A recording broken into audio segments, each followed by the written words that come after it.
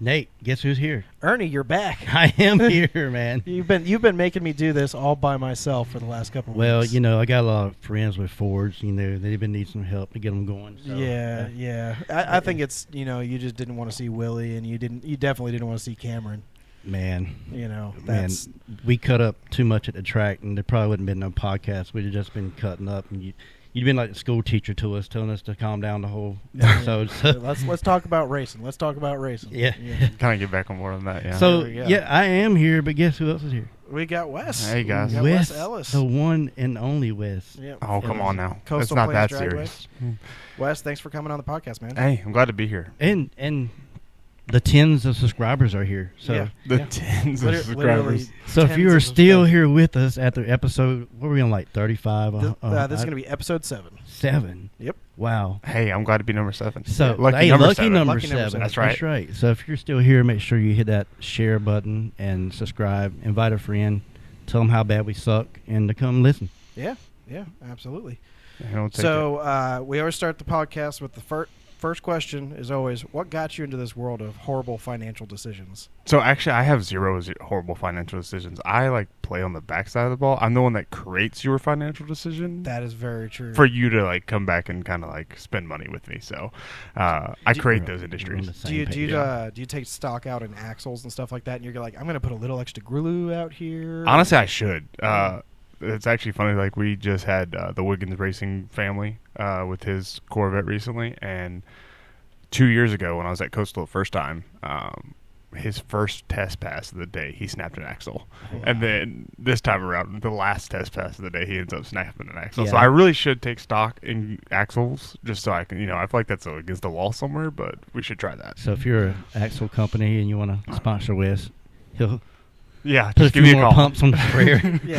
yeah, exactly. Give me a call. Yeah, there we go. So, well, let's get into it, man. How did you get into track managing? So I'll tell you this, guys. So I was 18 years old. Mhm. I was just starting my career in emergency services as a whole, and I was working full time doing that. I was in school.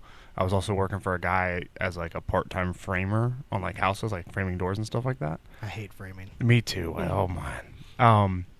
And my assistant chief at the time, he was like, "Hey man, you want to come out and just help me at the racetrack one day?" And I was like, "Well, am I getting paid? What am I doing?"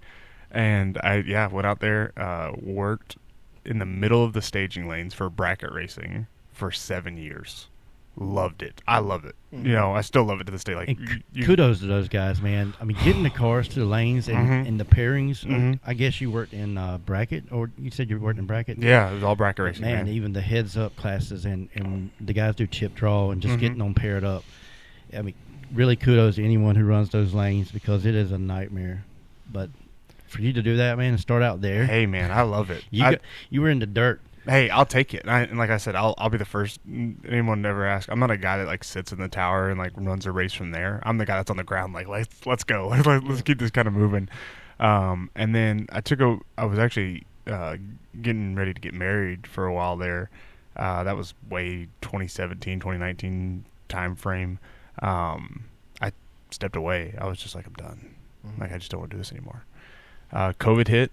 And me and Miss Ronnie in the Humphrey family, who I've just always been super close with, he called me one day. He's like, "Hey man, I need some help with the track day. Can you come help? I know you know what you're doing." And I was like, "Sure, I'll come out."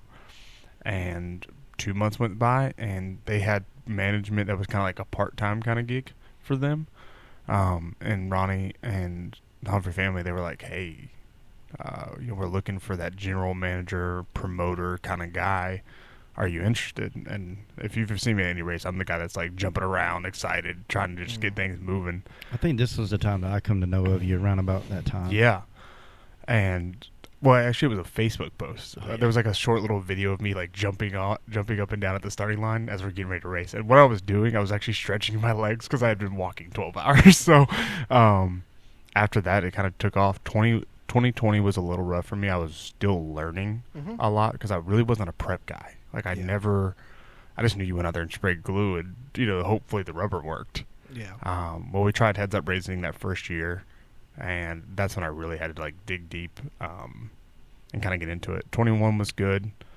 We won, bracket racing, IHRA at the time. We won a national championship, which was super cool.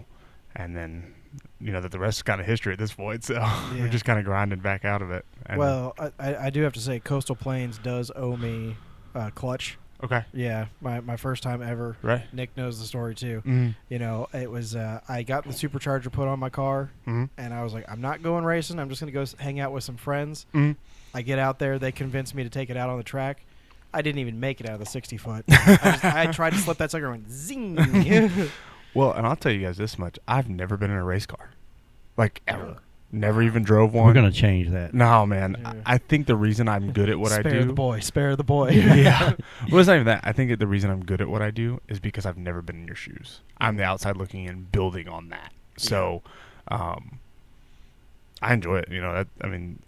If it was a different source of entertainment, I think I would still enjoy it. But I think when it comes to drag racing or just racing in general, I build these events, and then I go back in, I prep the events, I make sure our staff's together. Like, I'm a logistics guy, so when I build that event and then I get a car that goes out and cracks off a 450 my first pass down the track, I'm excited. That's my excitement. That's my joy.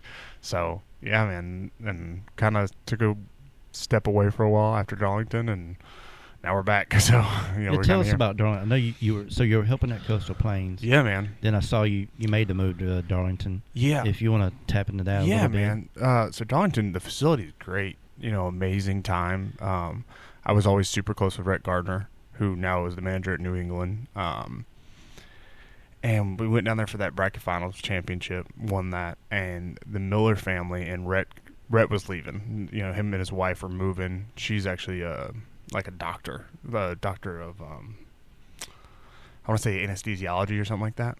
And so they were like, okay, well, we got to, Russell and Dee Dee, or the Miller family as a whole, they were like, well, we got to find a new manager.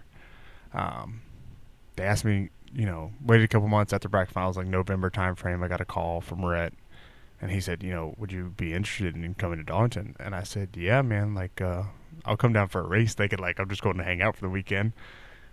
Go down there for their, they have a big November bracket race deal. Yeah. And I went down there for that, hung out all weekend, and he goes, well, you want to be the manager next year? And I was like, I haven't left Jacksonville in 20 years. Do I really want to do that? Moved down there, and December 1 really started to get into the nitty-gritty. And the long story short, the reason it ended was on me. I had some personal life stuff going on, and I went from Coastal, where it's a 60-hour work week, to a 90-hour work week, because they have guys testing every day. So you're scraping. All you do is scrape, prep. That's it. So, have so much respect for the military family. They gave me an option to, after so long, to kind of walk away from the deal,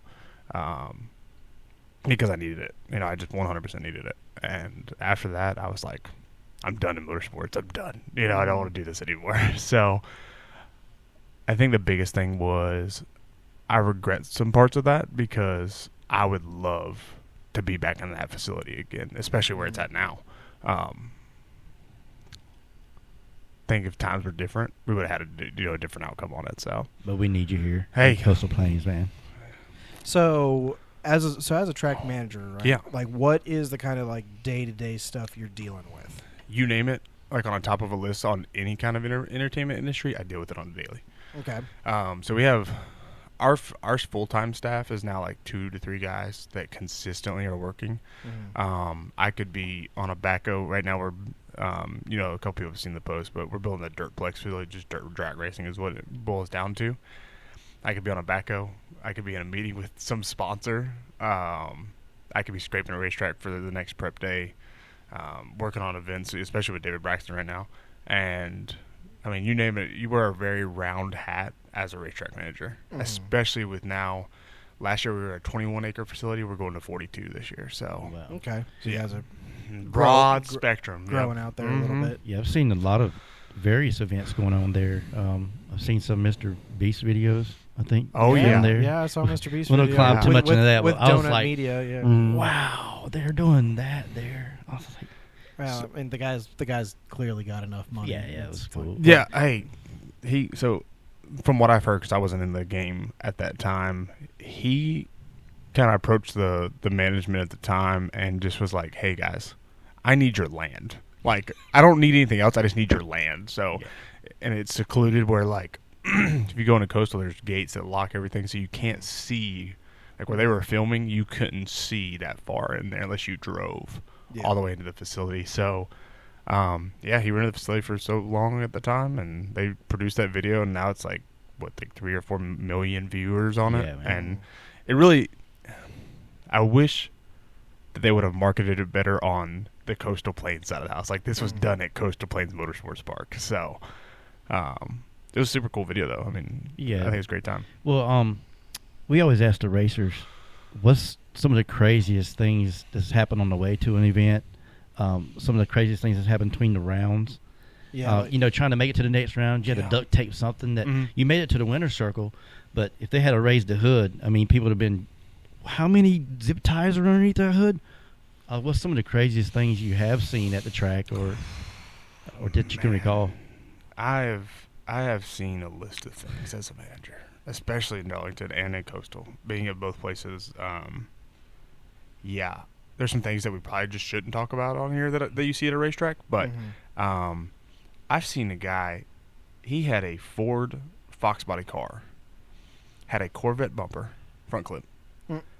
The back trunk was off like a old school Dodge Demon, and all of his emblems were like misshaped. And then, I think you were down there for our Back of the Thought with Corey Stamper that first year in 22 maybe. Yeah, down at Darlington, right? This same car went back there and put 300-pound like lifting weights on the back of his car so his car would hook and ride down the racetrack. I said, what kind of car is this? Like, what's the motor created out of it? That's what the outside looks at. Hopes and dreams. Hopes and dreams. Zip ties and duct tape, baby. I think they call that car MacGyver. No, I'm not sure. Honestly, that's probably what you should call it, because it actually won the race that night. If I see it this weekend, I'm actually going next weekend back to Darlington. Eric Burnett's putting a race on there. Light before. Yep. And so we'll go down there to check that out. Yeah, man. That's one thing of that no prep world. It's like you get the leftovers from the prep in the bracket, and they're like, I think we can send that. And they just throw something together, and actually it actually works well on the no prep. Yeah. So there's the whole big debate right now online is no prep, slick tires, radial tires, all this stuff. Like, I assume it's probably more work for you when you have like a 252 event where it's going to be a radial prep event, than if you're doing more of like a slick tire prep event. To an extent. Okay. And when it comes to prep in general, a lot of your preppers will tell you, and this is something that I learned, being with Rhett and stuff like that, rubber management is the most important thing. No, you could spray 10 drums of glue, you could spray 5 gallons of glue. If that rubber's not ready for it, it's not going to take. So honestly, it's really almost the same when it kind of on the ground level, is making sure you have a nice layer of rubber. You can on slick prep you can get away with more. Like you can you can mess up a little bit somewhere, and the slick car probably still going to take it. Radial is just so fine tuned. Like that's when you're prepping for radio, it's making sure that you're on your game. So. Is it more work than the other? Yes, if you mess up. Yeah. Okay. I mean, if you don't mess up and everything's good, no, same deal. I've heard some preppers say that the compound, the drag tires that you use, or even on some rotators, that just having some companies work with you on those tires to come out and make sure that rubber's actually applying well, that a lot of the other racers are actually using. Yeah. Well, and I'll say this. I think your two best bets always on any kind of tire drag or any kind of rotator is Goodyear or Hoosier. That's the only two. They have the best compounds. They scrape the best. The rubber lays the best. It's flat. It always comes up thin. It doesn't turn to glue after so much heat. I think so. If you're using those two, you can get away with a lot, especially as a prep guy. There's actually a circle track tires called American Mercuries. Those are not bad too. Like I've seen some guys use those and really make a track work. The biggest thing is the traction compound and what that consists of, because I'm not gonna name any names, but there's a certain glue that you'll spray. If you go to scrape it, it's like a glob. Like there's no rubber consistency anymore. But if you go out there and spray a drum of PJ, you're always gonna get that flat, thin layer of rubber pick back up and be able to manage it in between the races. So yeah, it's prepping is a very interesting. Like kind of like when you tune a car, it's the same thing for me on a racetrack. I gotta fine tune the rubber. Well, yeah, because for most racers, if the car goes down A to B and it's a personal best, that was all me. Right. That was me. I put the tune in there. I got it right. I'm on point. If you go to the spin, it's the track. Mm-hmm. Yeah. Oh yeah. It wasn't me. I didn't over guess what the track could take. Right. They just didn't spray enough glue. Here comes the manager part. Wes, what's going on with the track, man? What's it doing, man? What can you... Oh man, I'm telling you, if I know it's 120 degrees out, but really, come on, man. Yeah. Well, and that's the other thing is with radial prepping. We'll kind of kick back on that deal. If the track is too hot, it doesn't matter how much glue I throw out. I could throw every gallon I got in the back of the tower, right, like on standby, waiting for me to put in the tanks. Mm. It's still not going to work. I forgot what year it was, but at Lights Out they did that. It was super hot. It was like 90 degrees outside. The track temp was like 170. Glue was literally melting as it hit the racetrack. And it was ice skating rink. That's all it did. Mm-hmm. So, I'll tell you this much: if I've heard more comments about anything in the world, it's prepping. Because, and I don't get me wrong, I say this in the nicest way as possible. I love every racer. But if I had 10 cents for every time someone came in and said, Wes, what's going on at the racetrack? I would be a rich man. Like, I would buy 7 racetracks at this point. So, it's not always about the racetrack. Sometimes it is a tuner's game. We had a race a couple weeks ago, and you could throw anything at that racetrack. It would take. Mm-hmm. I mean, I don't care what anybody says. You could throw anything at that racetrack for a radial car. It would take every time. I've heard those guys may be coming back, the ones that did the prepping that day. Yeah, man, they are. So Brandon Mass will be back in the house on the 17th and 18th of May for the 252 as of right now. And I'll tell you this much: when it comes to prepping, he's on it. Mm-hmm. And honestly, the biggest thing, and I'm always glad when an outside prepper comes in because it makes my life easier. Yeah. I don't have to. I have one guy. You're not responsible for it. Yep. Well, it's not even just that. It's that his job is to go out there and focus on the racetrack 100%. Mm-hmm. So when that guy comes up, man, I'm spinning. He's right there. Yep, go talk to that guy. He's over there. Yeah. And the crazy part is you can't tell that to Brandon Mass. And the same thing like Kurt from Total Venue Concepts. If you went out and told that guy that your car's spinning because of him, you're crazy. Mm-hmm. You're legitimately crazy because these guys go out there and they study it to a science. Mm-hmm. They know exactly what temperature, what amount of glue, the amount of methanol you're putting in your tanks. That's their livelihood. Well, you as a racer, I mean, you could feel it in the car. I mean, you've run... Oh yeah, like you can. There's definitely different tracks have different feel in it. So like, probably the widest range I'd say for me. So in 22, I was running 252 in the 590 class. Right. Actually, I think I met you that year. Were you at?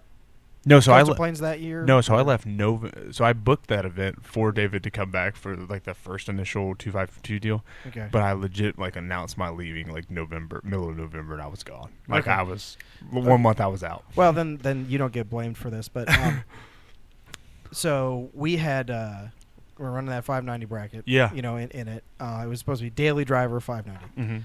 And we'd been running a consistent 630, mm-hmm. 630. Just could not get the car over that hump. Right. So finally, Nick and I just were like, you know what? We're going to put nitrous on it. Right. Just forget it. Fine, Lance. I'll do what you want. Mm-hmm. We put nitrous on the car. Mm-hmm. And I wrecked the car at Myrtle Beach. Mm-hmm. We got it back. It was all body damage. So we kind of patched it together enough. And we got to Braxton's race. It was a Friday-Saturday thing. And on Friday during the day, Coastal Plains was doing a private test session. Right. So we paid for it, and we went out there. First pass, turn the nitrous on. We go down there, and it rips. And I was like, "Oh, I think we just did it." Get back to the tower, nothing. No slip, no nothing.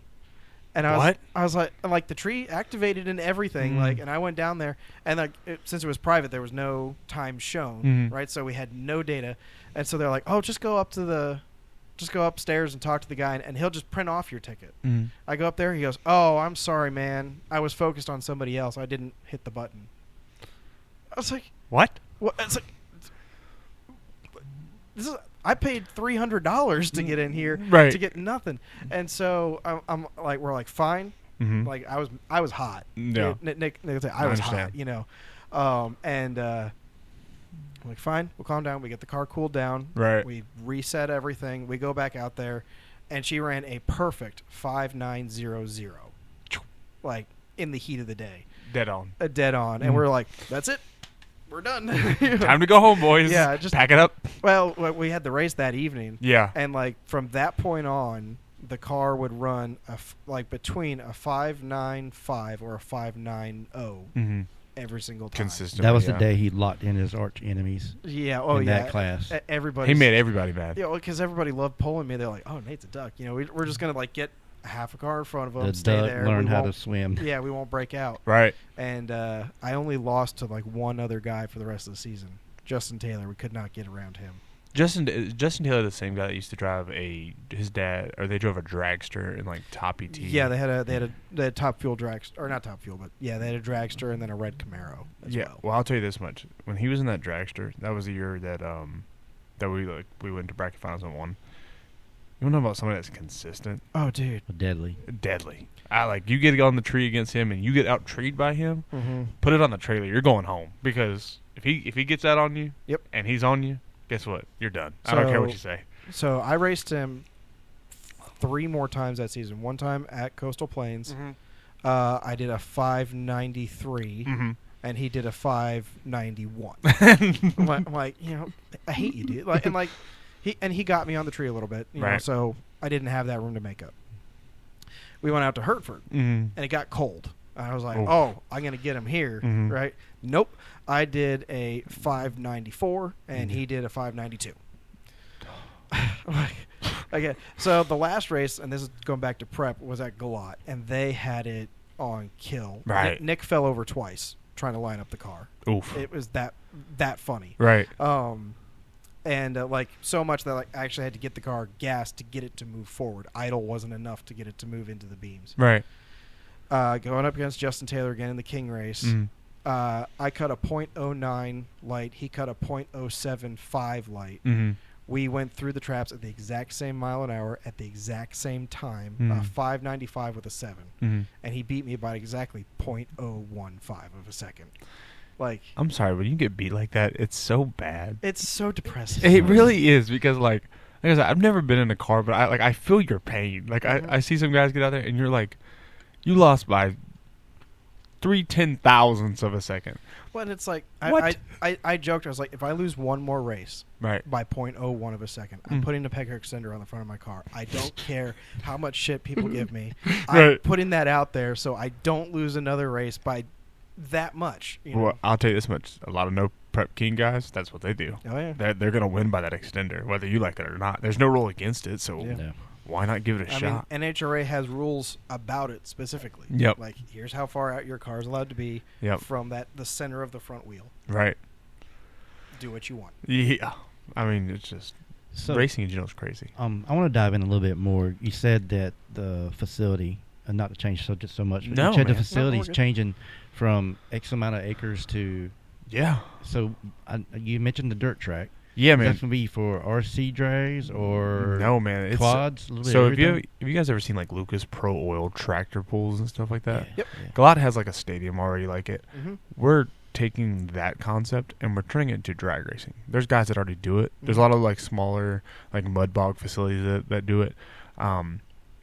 But we have always had these guys, and like especially North Carolina, tractor pulling is huge. Oh, yeah. I mean, mud racing. You go to the state fair and all that stuff, and it's every day they're sending those suckers down. Right. Well, and there's other facilities across the entire state. Well, guess what? Eastern North Carolina does not have like that exact thing. So that's being built right now. We're trying to be done by July, but I'll be honest with you, there's one of our full-time guys. He's going to be the race director over there. He's actually an old pro mod driver. He left drag racing on concrete like 4 or 5, 6 years ago, and he got into big truck racing, and now he loves the sport. So he's going to end up being the race director over there. Is to be under my management, and we're doing it as best we can. We're trying to just build a legitimacy to it, and consistency. You know, giving a safe place for everybody to race, but also same thing when you can bring mom, dad, children, grandma, grandpa to come just hang out and enjoy the sport. You know, there's a lot of states and other things going on where it's trying to kill racing in general. You know, trying to bring it down. Or I'm telling you, we're on full force. You know, we're pushing as hard as we can. You're opening the door and say, "Come on." Yeah, let's go. We'll take it all. So far right now, North Carolina hasn't tried to do anything to kill racing. No. As far as I can tell, you know, it's. I mean, I think probably what you're referring to there is Florida is having some problems with that. They just sold all the property around Bradenton. Yep. You know, which that's going to be a cluster when that happens. Well, and it's like, I get it. From a businessman, just a pure T businessman, if a guy comes into my facility and says, I'm going to give you $30 million to buy all this so I can put apartments on it, smart businessman's probably going to tell you yes. And that's probably what happened in Atlanta. I don't know the whole story about Atlanta and the NHRA. But you got to have these facilities that are producing that yearly. If you're producing $30 million a year yearly, then forget that guy that's building those apartments, because I'm already doing it. Yeah. And that's the kind of mindset that myself and the Humphrey family as a whole is going into, is that we're not there to make money, but as long as we can pay the bills and keep those guys away from us, that's what we're going to do. You know what I mean? Perfect example. We also have a circle track on our property as well, which is doing phenomenally well. Yeah, I wanted to ask you about that. Is that part of your management too, or do you have separate managers for that? No, so that's leased out to actually the Goodyear family, not Goodyear Tire, but Goodyear that'd family. Be nice. Yeah, right. Great. Just go ahead and get them to throw a warehouse up. Right? Like let's just put tires on the property. But that's leased out to them. Actually, that's actually kind of funny. Kind of a full circle moment. When I was there in 21, I was actually managing both the beginning of 21, and I was worn out. Like I'm telling you, when I said I have no personal life, you at couldn't that time, tell if you needed to turn or go straight. Right, right. And they own a restaurant inside of another circle track in that same generalized area. And I went to them. I said, guys, like, hey. And I went to them at first. I was like, hey, will you guys come run our concessions? Because we have like a full, like that facility has a full grill, flat top, all that, fry stations, all that good jazz. And they were like, yeah, we're interested. We'll kind of take a look at it. Not 2 weeks later did I have them, on ready to go to lease the entire facility. There you go. Because he loves racing. Yeah. So I play a role over there, more of like a, hey, let me come help you. Like if you win, I win kind of game. The owners are fully managing it right now. So is that I've never really looked at it. That's a paved oval track. Yeah, right? Full paved oval tracks, 0.4 of a mile. It's so other tracks around here. Like the one that scares me a lot is Fayetteville, right? Because they've got the dirt track right next to it. Right. The guy from Prey Performance unfortunately just passed away. And now it was I'd say there was a mix of things that happened there. Right. One was apparently there was a lot of sand and stuff blown over from the circle track out at the shutdown. And the other part was he jumped in a car with no cage in it, no helmet, just threw a seatbelt on and ran a low 9-second pass, and then wondered why the brakes didn't work. Right. As he hit that rock. Right. Now, again, I'm not bashing on anybody. Right. It was a bad situation. Right. But it was one of those like that facility is always, as a racer, I'm not a big fan of going down there because I can feel the lack of traction in the shutdown. Right. And I want plenty of room to be able to stop. Right. Like we're probably, unless something changes, we're probably not going to go run at Kinston again. Right. Again, their prep on a Thursday night, their prep is you might as well show up on slicks. Right. Our car, like normally, so like at a Galat or at a Jacksonville or at Charlotte, we are all in everything that the car can give it by about 1.2, 1.3 seconds into the pass. Right. At Kinston, my car's not all in until 4 seconds into the pass. Right. Because anything earlier than that, it's going to go to the wall. Right. And then I walked that track not too long ago, and like the shutdown has gaps like that big in the pavement. Right. And I'm like, you're going into trees, you're going into a whole lot of stuff there, and I'm just like, it's just not worth. It's not worth the car, and it's not worth me. Right. Well, and I'll be completely honest with you. I'm not gonna sit here on a high horse because Coastal is. We are still grinding away. Our shutdown is nowhere near perfect. If you get in a dragster and ride and hit that shutdown, it's rough. It'll break a tire. It'll break a rim. It'll do all that. And it's technically quarter mile there, right? Oh yeah. I've only ever run eighth there. Hey, if you want to come out there and put that gear ratio and run quarter, you let me know. We'll make it happen. All right. Because if you really measure it out to the full racetrack of the facility, it's almost a half mile for shutdown. The biggest thing for if I can give any recommendation to anyone ever, is as a track owner, track general manager, your 100% job is to make sure your job is done where the track is safe and you're providing a good product. The product is the prep. The product is the racetrack. So if you're not doing your all to put that in there, and sand, I mean, I've never been to Fayetteville, even though I'm right down the road from it. If you got sand blown over onto the racetrack, that is your job. Yeah. That is your job as the racetrack.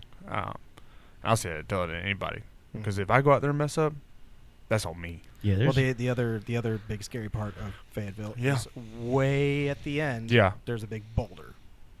Literally just a boulder sitting. That's what he hit. Right. That's what the guy ended up hitting. Right. And he hit his head into the side of the car when that happened, and that took him out.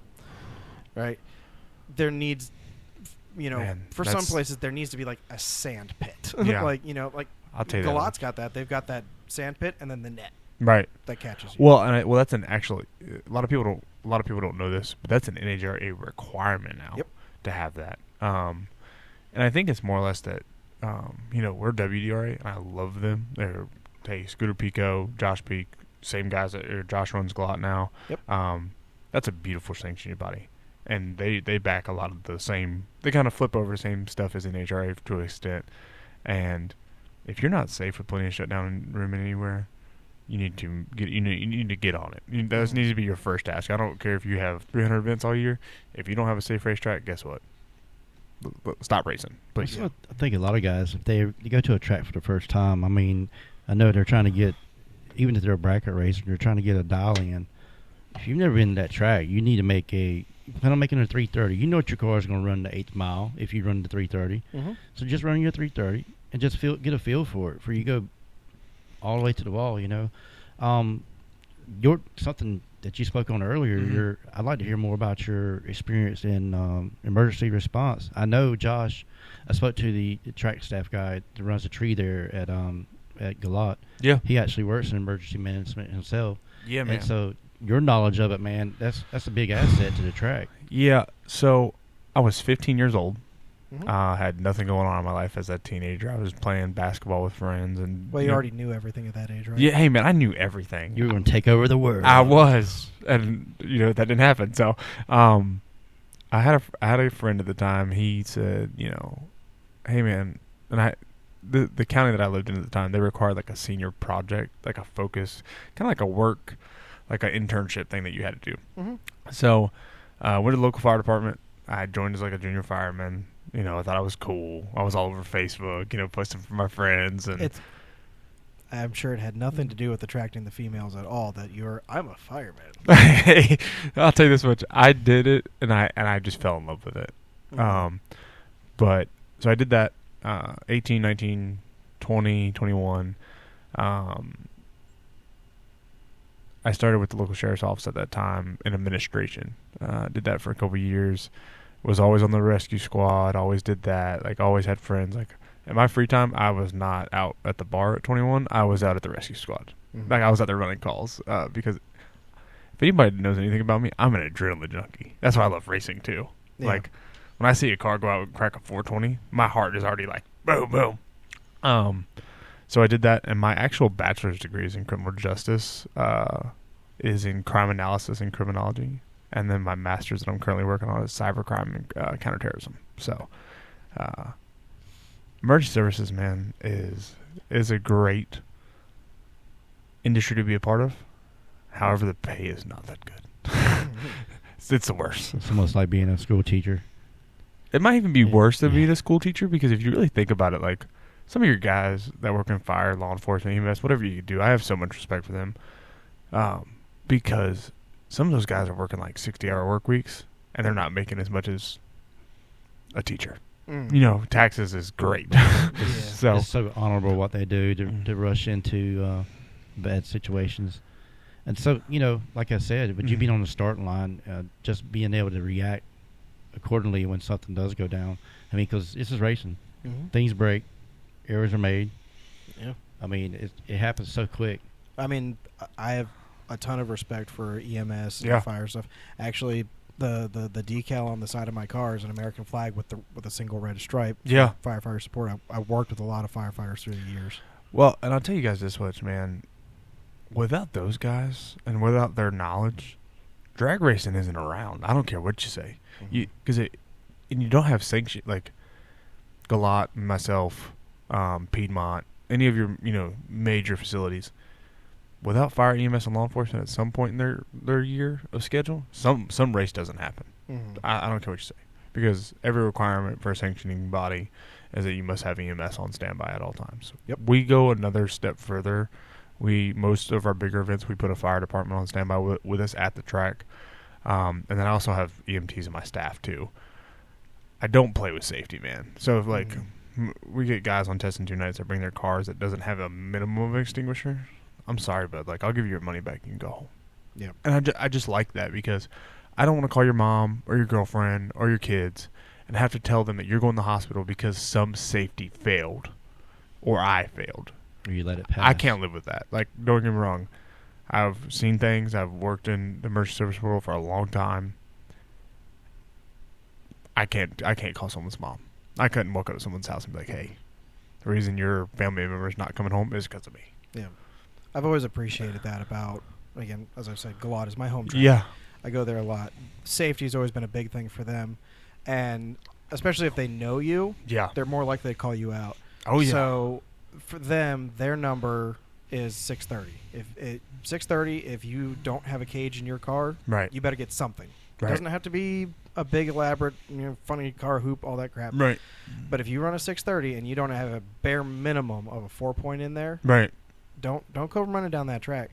And when we finally ran the 6:30, I'd been running like 6. We're whittling away at it, 6:30, 6:40, and then I'd ask the guy at the track. I was like, "Hey, what's your guy's number?" He goes 6:30, and I was like, "Oh well, we're not there yet." And then I ran it. The guy at the shack before he handed me my ticket. Yeah. Like, I go to grab it and he holds on to it, and I'm like, "What's going on?" He goes, "Where's your cage, Bo?" I was like, "I'm gonna get it on order." Now you have to. Yep. And I'll tell you this much: I do 2 different things. Cage and parachutes, huge thing for me. Mine are all speed limit rate based. Yep. If you're going out there in the 8th mile and you're cracking off like a 105, 106, we need to have some kind of conversation. Either roll bar, bare minimum. And then we got a lot of our streetcar guys that run. They do a lot of faster racing, or they call it a streetcar. Garage racing. Yeah. And they're like, "Oh yeah, we'll run the quarter mile. Well, you get out there in the quarter mile and you crack 150. Guess what? I need a parachute by your next run. So you might as well pack it up, go home. 200 miles an hour. We're talking double parachutes. So, so how much crap do you get from the no time guys thinking they can use the no time to skate the rules? I know some no time guys that believe that because they put no time on their car, not even you get to see the time. That's not. I don't care what anybody says. Every track, and I'll give you a perfect example. We just had Brawl for It All with Larry McKenzie. Super phenomenal event. Crowd was I didn't expect that. It looked good. It was good. It was really good. I'm an organization guy. So if cars aren't going down the racetrack, I'm upset. Yep. That's who I am. I want cars to continue to go down the racetrack. I'm liking this guy more already. Yeah. Hey man, I don't like to sit and wait. Yeah, if you want to talk in the parking lot, that's cool. Talk outside the staging lanes and then come talk to me. Like, if you're going to do a grudge race, this is who I am. And if you can ask anybody in the world, if you're going to do a grudge race, cool, go do it. I don't want to hear about it. That's your business. When you're ready, bring the cars in the lanes. Let's go race it. Yep. But before that, sit on the sidelines. But anyway, the complete race was a no-time event, right? Mm-hmm. I'll tell you this much, and I'm only going to tell you as much as I can without, someone coming after me for it. Coastal Plains, after that race, is probably fast as or just as fast as Gladwin Motorsports Park, without a doubt. Back in the day, we had Bulldozer come out, and his fastest pass was like a 450 back then. There was a couple guys in the teens and the low 05s, 06 in there on a 275 tire. So, like I said, I'm not going to tell any names or tell any car numbers. We might need to bring Snot Rocket out there, see if we can get him that. Well, he did a 399 the other day. So He did drop Buzzer's name, so I've heard they've got that car almost back together. So I'd like to see him come back and lay a number down at Jacksonville. I'll tell you this much. The Buzzer family, all together, love them. They have all, even back then when I was just learning how to prep and trying to get heads-up racing back to Coastal, because prior to 2020, there was no heads-up racing at Coastal. It was streetcar test and tune on Friday night, and then Saturday and Sunday was bracket racing. That's it. I wish, I said this to a friend the other day, Yeah. I wish I could enjoy bracket racing. Me personally, Right. I can't because something's wrong in my brain, and Right. I always want to go faster. I always want to go a little bit faster, and I don't want to have to wait for that light, for like one guy to go and then me to chase him and then not want to break out and all that stuff. Like, I love heads up. That light goes, we both go, and whoever's at the front, they win. Well, I'll tell you this much. Bracket racing is not a spectator sport. Don't care what you say. Yep. It is a racer sport. Agreed. Because a guy can get out there, and it's all about the craftsmanship of how consistent you can be is what it is. Oh, yeah. But I'll tell you this much. I love bracket racing. But I'll tell you why I love bracket racing. Okay. Because I know that I can get that program, and I challenge myself. If I have 300 cars show up on the property, I want to be done in 6 hours. I want to have a winner in 6 hours for all 4 classes that we run. I thrive under pressure. Mm-hmm. I do really bad when we're just kind of hanging out, laying around. If you got me under pressure and we got to get something done, guess what? I got it. Don't worry about me. I'm on board. So that's why I love bracket racing. Heads-up racing is great. I love it too because of the adrenaline for heads-up racing. But I'm kind of most of the time I'm just watching the track to make sure the prep's working in a heads-up race. Yeah. I have a whole safety team that watches all you guys get on the track. So if something happens, they'll tell me. So I got my teeth cut on bracket racing. That's what I was raised up on, just going out and watching that. Man, I get excited about bracket racing when 2 10-second cars line up. I mean, they got the same dial in 10 seconds. Yep. It's heads up racing, but these guys are running 10 seconds. I mean, you could go fix a sandwich. You go to the bathroom while they're going down the track.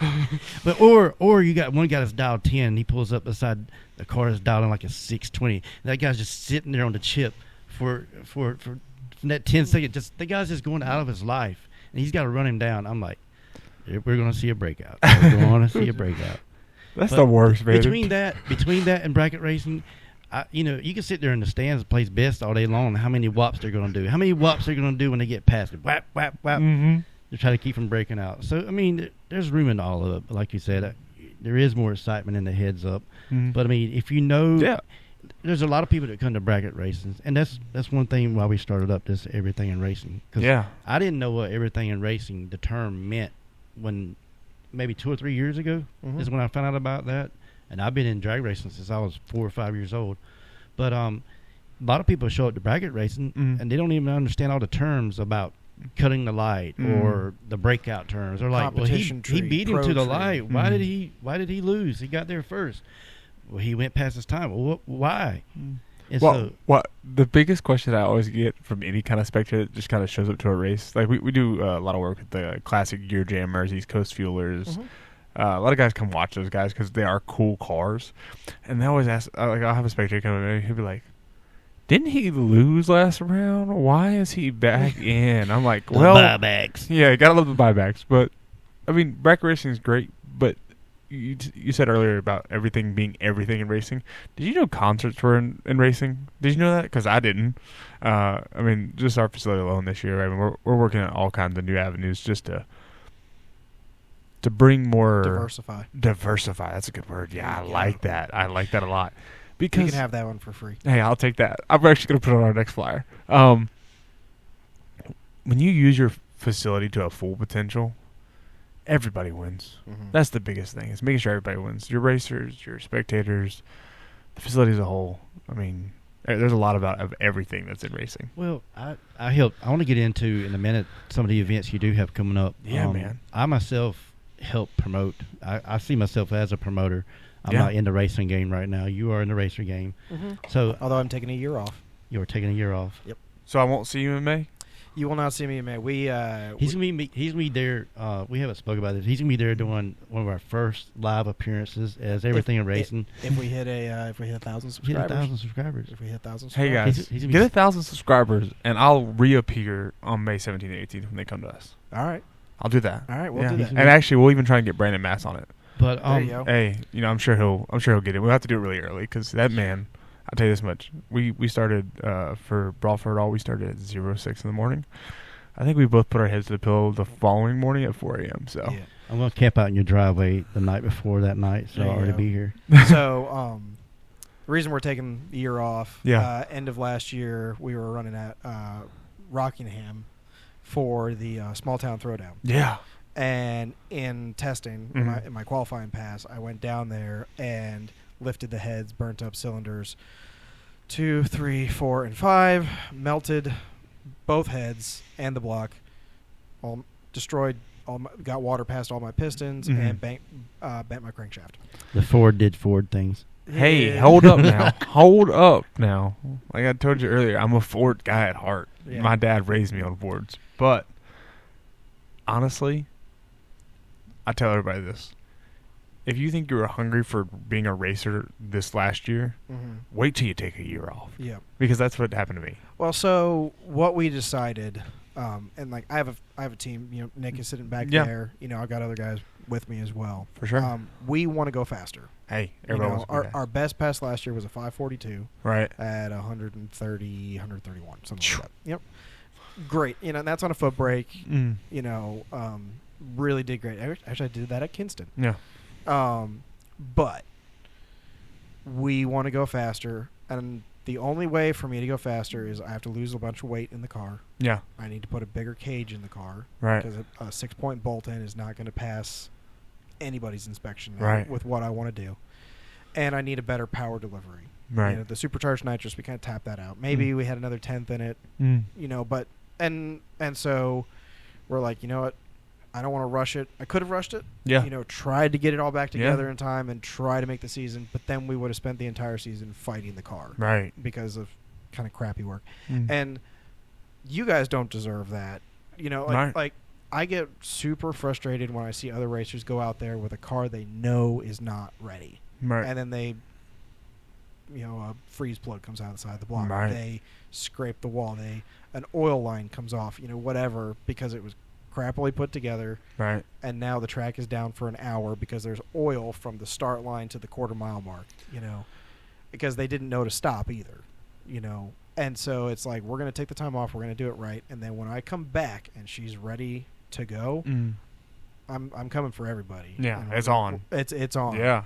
You know, we had Cameron Braxton on last week. Love that kid. I don't care. Everybody says I love that kid. Him and I were going back and forth, and I'm like, he's like, hey, bring it on. I was like, dude, I don't think you're going to be ready. So hey, we're going to see. I want to tell you, like, I just want to talk on camera for a minute. That kid has just so much hunger to be in this sport. If you're not supporting Morlock Racing right now, I'm sorry. Like, I have to be completely unbiased at all times, but I love that kid. I love his inspiration just to be in the sport. Yeah, he's so excited for it. Yeah, man, it is great. But we're going to touch back based on you talking about rushing things. There's something I live by, especially in management of a racetrack. It's slow is smooth and smooth is fast. Yep. Because if you rush something and something goes bad, guess what? You got to start all back over again. Every time. And I hate oil downs. Worst thing in the world. Every car should have a diaper. If you want to talk about a plug, that's a plug. Every car should have a diaper. Okay, so a couple questions for you. Yeah, man. Kick it. What are, in your mind, the top 3 things racers can do to help your event go smooth?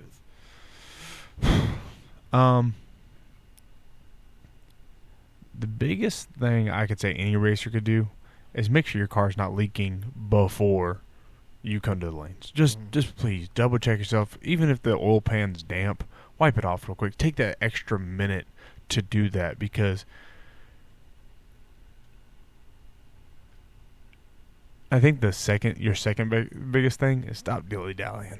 I call it dilly-dallying. If you're out there just taking your sweet own time on a Sunday race, the sooner you get in the car, the sooner I can do my job. We can get the race done, and we can be out in the pit area, hanging out, jib-jab, and jogging, doing whatever. I think the third biggest thing is, especially in my first year back at Coastal, is just work with me. If you got a problem, come to me. Don't go to Facebook, blast it all to your friends and all that stuff. That's cool and all, but just come talk to me. Because I'm telling you, if you got a problem, I'm almost 89.9% sure that I can fix it in the moment. There's another little 10% ratio that's something I can't fix right now. It's just something you can't do. Because I'm not perfect. I'm human, just like I put my pants on just like anybody else does. So something. And the other thing everybody else is going to realize, just like most people's cars mess up, sometimes the racetrack messes up. Sometimes it gets too hot. Sometimes if that tire catches or if the stage beam catches the tire wrong, that's technology, man. I can't. I'm not. I'm not perfect. Everyone's not running the same identical thing either. No, so it's not going to pick it up the same.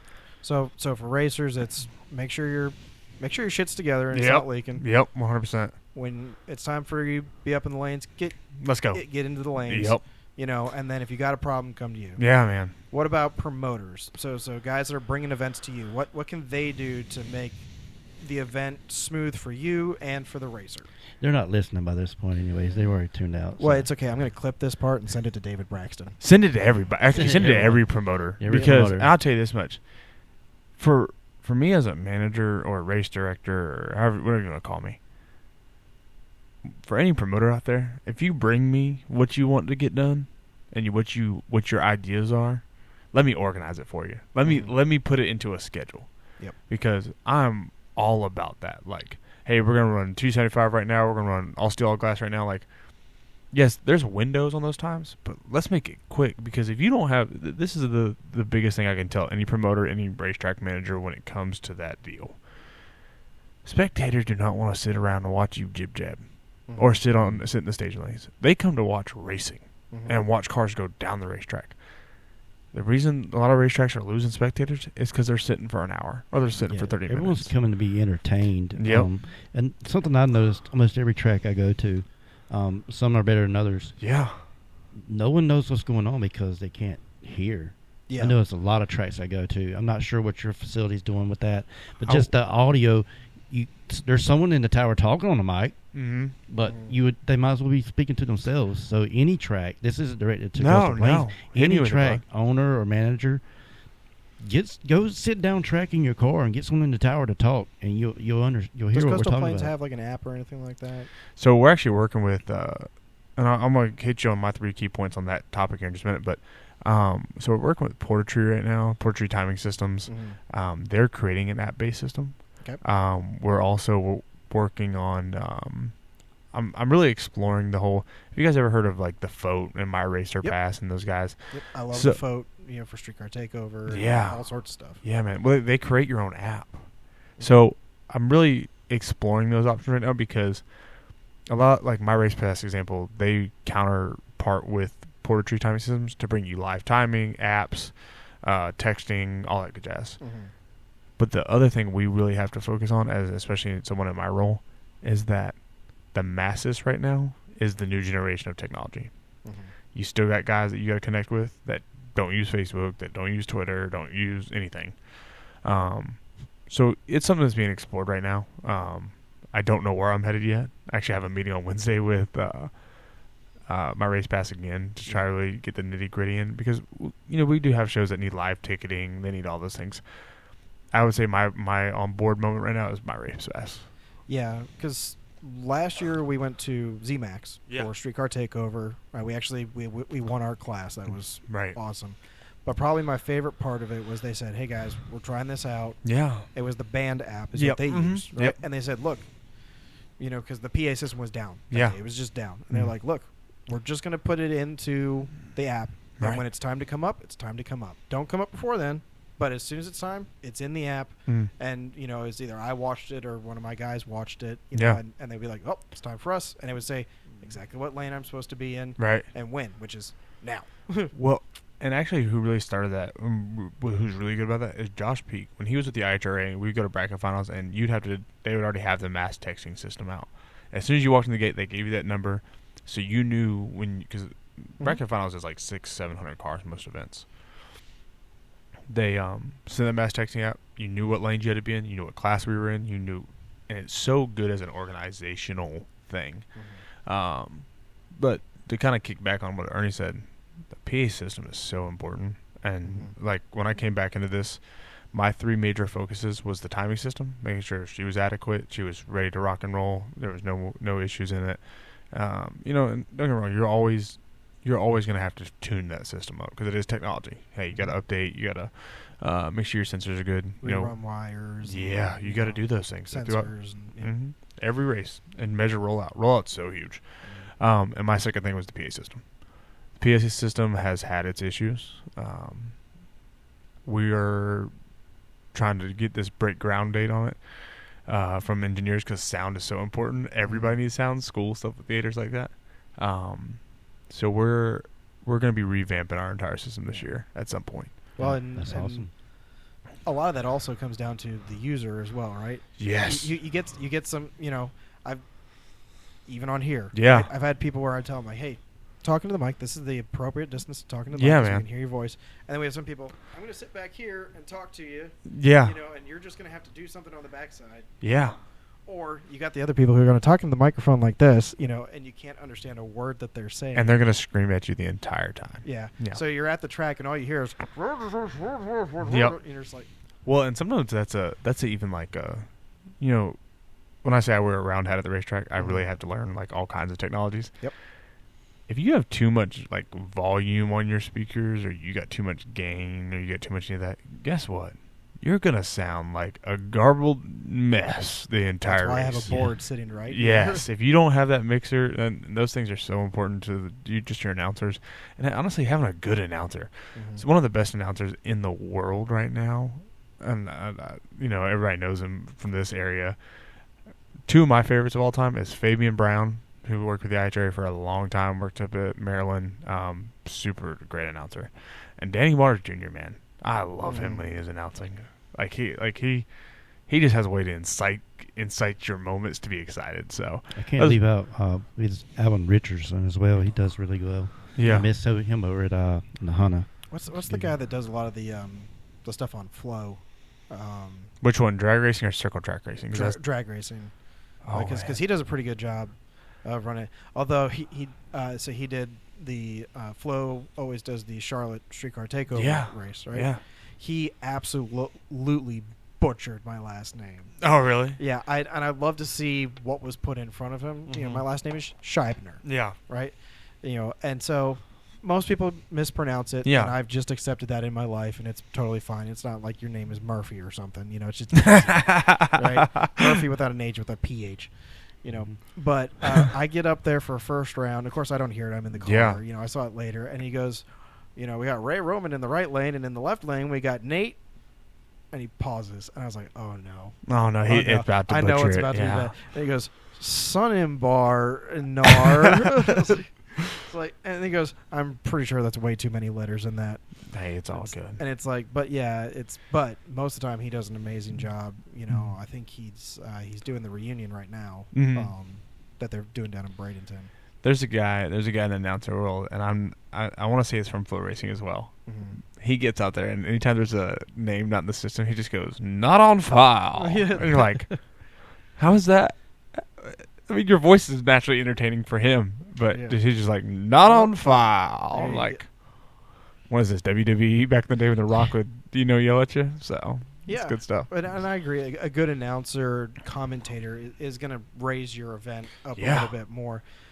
Because that guy's got about 20 seconds, right, for each pair to come up to tell you why you should care about these 2 cars. Yes. And maybe just a tiny bit of history on it, right? It's not like, oh, we got a Ford in the left lane and a Camaro in the right lane. It's like It's like, no, it's like, oh, we got Nate coming up and we got Ernie coming up. And, this is their 18th time racing against each other, and Ernie hasn't managed to win one yet with his slow Chevy. Honestly, when it comes to an announcer, he has such a vital job because he gets one opportunity to make the racer feel special, that they're at that racetrack and that they know exactly who they're talking about. And the next opportunity is to make that spectator feel interested. Yep. That's the hardest task. Yeah, a lot of people forget. I mean, in your role, you have a facility to run. Yep. You have a location for racers to come and actually compete at. And then the bottom line of it is actually an entertainment facility. Yeah, my job. So when the overall of an event is that person that maybe spent their last $25 to get into that gate. Yeah. Or they budget their whole week out saying, well, I get paid next Friday, so if I can afford to go to this event. Are they getting their $25 worth? Are they getting their $20 worth? Right. Whenever they could have went somewhere else and does something with that money. And, I spoke on it earlier about events. I used to be that person. I would say, man, I remember the days I went to track and I spent my last few dollars. And so a lot of the events I actually help with, I would actually walk down and say, hey, glad you guys are here. I'm grateful for you being here. Right. So I know you can't always do that as a track manager because you just have so much going on. But it's so important to feel whoever shows up at whatever track, like they're incorporated. Well, and part of it also is one or two events that I've gone to, I've actually had to have a conversation with the promoter or the track manager and be like, hey, just remember, like, we are the entertainment. It's only happened once or twice where, like, the guy's basically trying to make it all about himself or, like, I'm going to lay down the law and, whatever. And it's like, just remember, like, while I've had this conversation with David, being like, hey, at the end of the day, remember, like, you're providing an event for us to race at, but we're providing entertainment for the spectators you're trying to make money on. Yeah, it's all about a win-win for any. What the win-win is everyone showing up and getting back home safely. That's the win-win, hands down. Right. But just having an entertainment aspect of you get in the conversation, coming through the gate, you put on a good event, everyone goes home. The next day, everyone goes home and rests, and the day after that, you're planning the next one. Right. Well, some days I wish I had a day to rest. Our job, if anyone as a promoter or a track manager could relate something to, we are concert producers. What is the best job I can give to anybody? Because you're right, racers are the show, but and it should never. I say this: it's your job to make sure that the lighting, the audio, Yep. and the visual is all there for everybody, Yep. so that because Taylor Swift doesn't care about any of that stuff. No. Right? Her job is to show up and sing. Yep. Right? She's a part in the puzzle. Yeah. Our job is to show up and race. Yep. And provide the entertainment. Yep. But your job is to make sure the lights are on. Yep. That the boards work right. And that the track is there. That's right. And I'll tell you this much. That's the reason I don't sit in the tower. As I want. Trust me, some managers think I'm crazy. Some promoters think I'm crazy. I'm going to be on the ground because if you need something as a racer or something you have a question as a spectator, and my staff is not there for you to go and yell and argue with or beat up on or whatever like that. Their job is to make sure the track's safe and they're getting their jobs done. That's it. If you have a problem or you want to talk about something, that's why I'm down there. Come talk to me. I'll tell you this much. I'll talk to anybody. If you ask anybody about anything, my strength is I can literally talk to anybody about anything and. I have a T-shirt that says I'm the problem solver, and that's what I am. I'm there to solve problems. So well, good. I'm definitely glad you've come here today to help us to see some insight into Wes himself. Let's talk about some exciting things with Coastal Plains where you're at now. Some events that are coming up that you're excited about. You're making planning for. Some you might want to highlight. Well, actually, just in the first couple months I've been back, we did Larry McKenzie's deal, which was super exciting. Yeah. The following week, we had Dale Earnhardt Jr. come down the circle track. Was super cool. I have something to say on that. My sister, I didn't get to the track with her, round track with her. I hadn't even seen her involved in racing in any aspect in probably 20 years. For just a real quick pause so I can use the bathroom real quick. Yeah, go ahead, man. I've been dying for like 20. So, we had Dale Earnhardt Jr. here. At at New River All American Speedway at the Motorsports Park there, and that was super cool. Yep. We got the 252s coming back May 17th and 18th. Mass Traction's back again. I've heard that's called Fast Fest. Fast Fest, yeah. I'm excited for that. I'll tell you this much. I'm not excited for the 20-hour, two 20-hour days back-to-back, but it'll be all right. We'll get it done. And then we also, Bracket World, we're doing some big money stuff that a lot of people we haven't done ever. Mm-hmm. So we're doing that. We also have Summer Thunder. Summer Thunder's in July. It's July 4th weekend. July 4th is on a Thursday. It's going to be hot. Oh, buddy. Yeah. Well, it's actually a night event. So there you go. Hey, I'm a night guy. We can race till like 2 in the morning. So, real quick on that, is there a curfew at Jacksonville? Yeah, usually it's always 2 o'clock. My personal curfew is 11 o'clock because I want to be in bed by 12. But 2 o'clock is the latest we can run without getting someone upset. Too testy. Yeah. Nasty grams. I don't like nasty grams. Summer Thunder. We're partnering with Earth Shaking Entertainment, which is out of I think they're out of Sanford, North Carolina. Alcohol funny cars, nitro funny cars. Wow. A fire truck's going to do a wheel stand the entire racetrack. So that's going to be legit. I don't know what our additive support classes are going to be yet. Still, me and the gentlemen are still working on that. In September, we have our 9/11 Memorial event again, which I love that because it's jet cars, and we usually do some small tire racing in there. That's always a huge event for me. It's a personal reason. And then we go into the Fall Brawl, which we're kind of waiting on a little bit. And then we also are producing a new brand that's called Carolina Chaos. Okay. I can't give you all the insight yet, but right now we're on a 460 cars index, kind of like Mooresville and Verge now and those guys. We're doing a little 460 action. Top Dragster 450s coming very shortly. Oh, wow. And that'd then be cool. There's some other heads-up classes that hasn't been in Eastern North Carolina for probably 20 years. And once we get there, it's a get there moment right now. So we're pretty excited about that. And that series, the goal for that series is to be another Verge out series, but resemble PDRA. If you let your mind wander on that, we'll see what happens in 25 and towards the end of 24. I went to the PDRA race. I was at Galot the other day. I was very impressed. It's an event. Tyler, okay. A lot of people say the old guys, the old heads that have been drag racing a long time, are the best there is. No. Tyler Crosno, Josh Peak, Rhett Gardner. Top 3 leadership of promoters in the game right now. They know how to organize a race. They know how to get the job done. They know how to get racers down the racetrack and get everybody home in a decent amount of time. Yeah. Perfect example, PDR is running right now in Virginia. They had a rain delay at 6:30 yesterday. Back on the racetrack at 8:45, I think. And first car down makes a record-breaking pass. Mm-hmm. Not many people can do that. Yeah. I don't care what you say. I don't care how good of a promoter you are. Tyler Crosno, don't get me wrong, he is it when it comes to PDRA world. He's it. I mean, the NHRA should have hired him 10 years ago. Yeah. You know what I mean? Yeah. So, I've been to a few of his events, and I went to Radio versus the World they had up there, and it was just unbelievable, the track conditions and the times those guys were putting out. The Radio versus the World guys are coming to Rockingham for the Civil War race. Yeah. Next weekend. Yeah.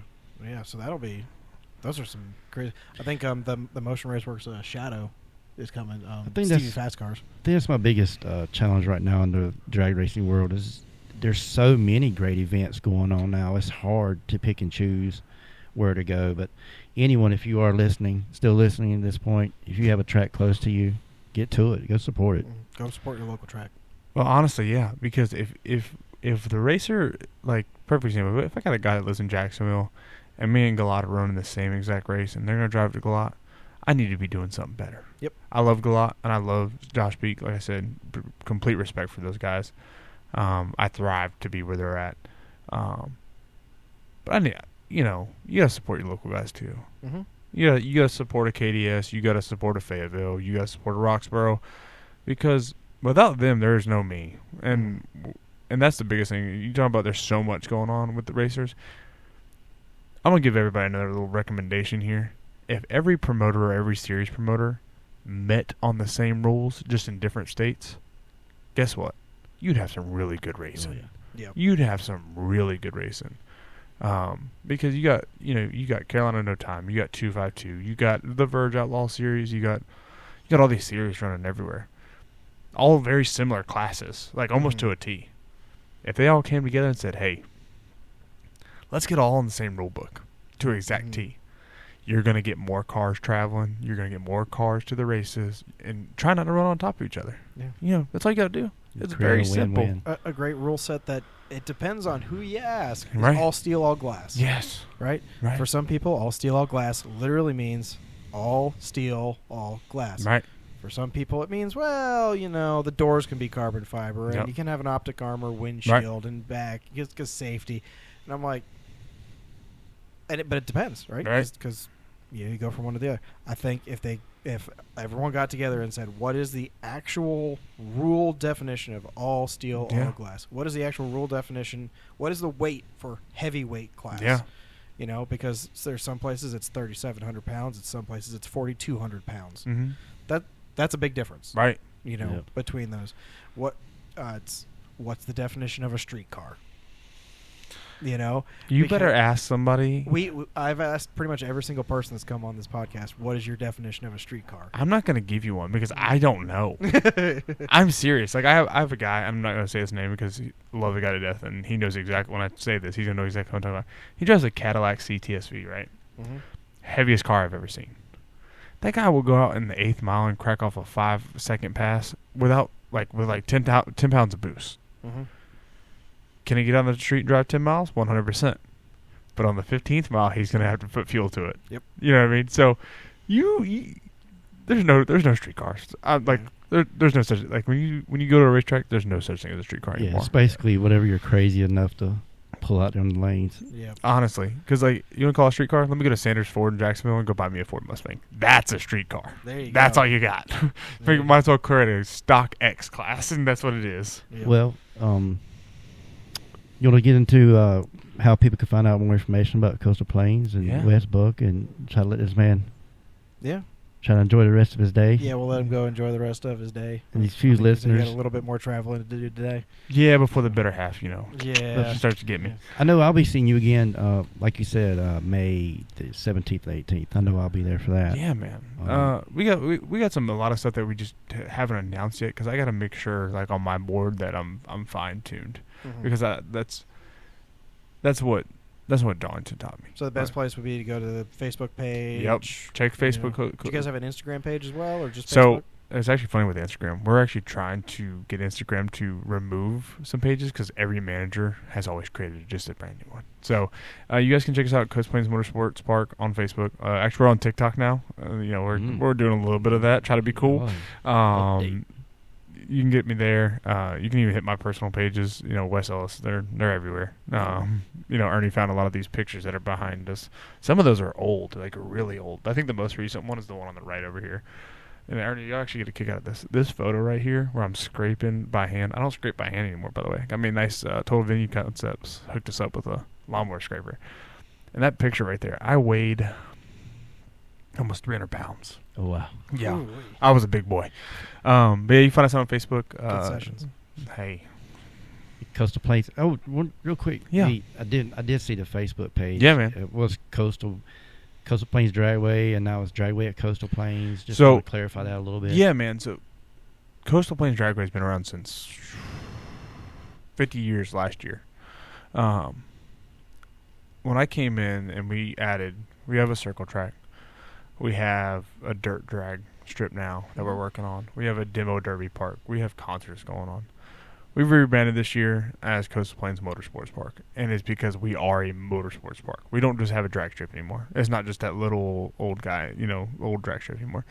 So yeah, we rebranded. It needed to happen. We've always been Coastal Plains Dragway. If you go to the decades past and look in news articles, it still says Coastal Plains Dragway. So we're fighting some previous promotion deals, trying to cut all that out. So whenever you go to the website, it's coastalplainsraceway.com. That's all it is. Okay. Just right now. We're trying to, you got to fight the internet sometimes. Oh, yeah. We'll throw that in the description on the video. Yeah, man. Yep. Well, it's important. Let's label the facility what it is. It's a motorsports park now. It is. Good deal. I'm looking at all the new renditions, and maybe even having you come back on again next year, if not before. Yeah. To talk about some. Like I said, 1,000 viewers. I'll see y'all May 17th. So okay. Well, Subscribers. Subscribers. Subscribers. Let me correct myself. Subscribers up. Yeah. But Wes, thank you very much for coming on. Hey, man. Thank you for having me. It's been a blast. As always, if you guys want to follow me, I'm The Fast Plumber on Instagram. And I am Ernie, who is here sometimes from 10-5 Life. Go check it out. We appreciate it. Thanks. All right. Don't forget to sign the hood on your way out. I will sign the hood. All right. Thank you very much. Thank you, guys. All right. Appreciate it, Wes. Yep.